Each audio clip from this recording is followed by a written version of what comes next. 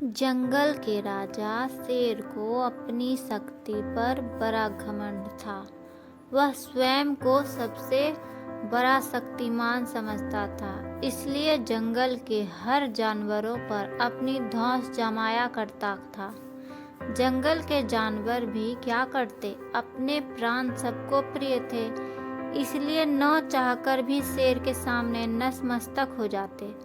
एक दिन दोपहर के समय शेर एक पेड़ के नीचे सो रहा था। वहीं एक मच्छर भिनभिना रहा था, जिससे शेर की नींद में खलल पड़ रहा था। एक मच्छर से बोला, मच्छर देखता नहीं सो रहा हूँ मैं, भाग यहाँ से, नहीं तो मैं मसल कर रख दूंगा।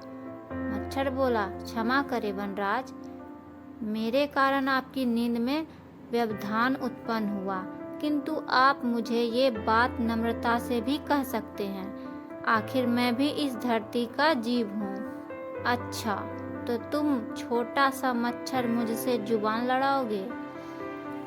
और क्या गलत कहा मैंने? तुम मच्छर हो ही ऐसे कि कोई भी तुम्हें यूं मसल दे। मैं तो बार बार कहूँगा, क्या बिगाड़ लोगे तुम मेरा? मच्छर को शेर की बात और व्यवहार बहुत बुरा लगा। वह अपने साथी मच्छरों के पास गया और उन्हें सारी बात बताई। सभी मच्छरों को शेर की बात चुभ गई। उन्होंने तय किया कि इस संबंध में एक बार सब मिलकर शेर से बात करेंगे। सभी मच्छर शेर के पास पहुँचे और बोले, वनराज, हमें आपसे बात करनी है, जल्दी बोलो, तुम जैसों से बात करने की फुर्सत नहीं है। शेर बोला, वनराज, आप होंगे बहुत शक्तिशाली, किंतु इसका अर्थ ये नहीं कि आप अन्य जीवों और प्राणियों का मजाक उड़ाते रहें, उन्हें नीचा दिखाते रहें।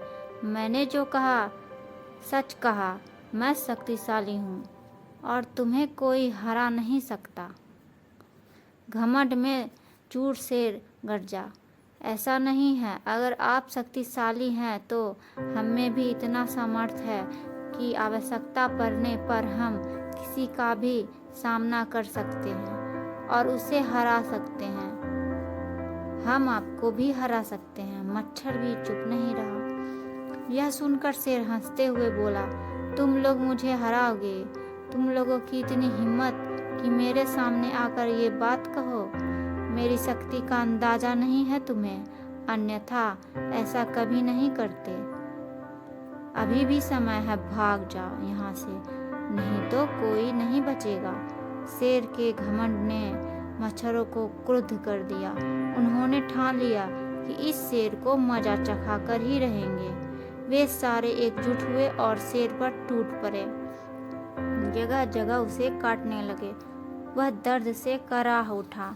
इतने सारे मच्छर का सामना करना उसके बस के बाहर हो गया। वह दर्द से चीखता हुआ वहाँ से भागा, लेकिन मच्छरों ने उसका पीछा नहीं छोड़ा। वह जहाँ भी जाता वे भी उसके पीछे जाते और उसे काटते। आखिरकार शेर को झुकना पड़ा। उसने हार मान ली। वह मच्छरों के सामने गिड़गिड़ाने लगा, मुझे बख्श दो, मुझसे गलती हो गई। जो मैंने तुम्हें तुच्छ समझा, तुम्हारा मजाक उड़ाया और तुमसे बुरा व्यवहार किया, आज तुमने मेरा घमंड तोड़ दिया। अब मैं कभी किसी को नीचा नहीं दिखाऊंगा। मच्छरों ने शेर को सबक सिखा दिया था, इसलिए उन्होंने उसे काटना बंद कर दिया। वे बोले, घमंडी का घमंड कभी नहीं टूटता है, आज तुम्हारा टूटा है। घमंड करना छोड़ दो, अन्यथा एक दिन तुम्हें ये ले डूबेगा। और कभी किसी प्राणी को नीचा मत समझना, हर किसी का अपना सामर्थ्य और शक्ति होती है।